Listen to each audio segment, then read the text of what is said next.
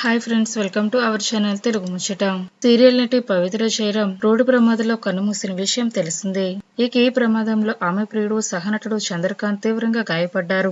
ఇక ఆమె మరణంతో డిప్రెషన్ లోకి వెళ్లిన నటుడు చంద్రకాంత్ శుక్రవారం తన నివాసంలో ఆత్మహత్య చేసుకుని చనిపోయారు. పవిత్ర లేని లోకంలో తాను ఉండలేనంటూ మరణానికి ముందు సోషల్ మీడియాలో వరుస పోస్టులు పెట్టి మరీ ఊహించిన విధంగా సూసైడ్ చేసుకున్నారు. ఇక అతని మరణంతో బుల్లితెర ఇండస్ట్రీలో విషాదం నెలకొంది.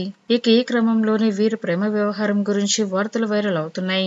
అసలు వీరి ప్రేమ ఎక్కడ మొదలైంది, ఒకరిని వదిలి ఒకరు ఉండలేనంతగా ప్రేమలో మునిగిపోయిన ఈ ఇద్దరు ప్రేమ కథ గురించి ఎవరికీ తెలియని నిజాలు బయటకు వస్తున్నాయి. పవిత్ర జయరాం అలాగే నటుడు చంద్రకాంత్ ని చూసి చాలా మంది వీరిద్దరూ భార్యాభర్తలు అనుకుంటున్నారు. కానీ కాదు, కేవలం వీళ్ళు సహజీవనంలో ఉన్నారు.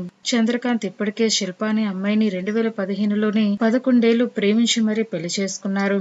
ఇక పవిత్రకు కూడా 16 ఏళ్లకే పెళ్లి జరిగింది. కానీ కొన్ని కారణాల వల్ల భర్త నుంచి విడిపోయారు.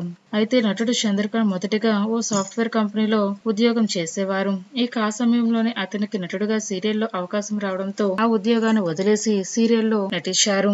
అలా త్రినయని సీరియల్లో నటిస్తున్న సమయంలోనే పవిత్ర చంద్రకాంత్ మధ్య పరిచయం ఏర్పడింది. ఆ పరిచయం కాస్త ప్రేమగా మారింది.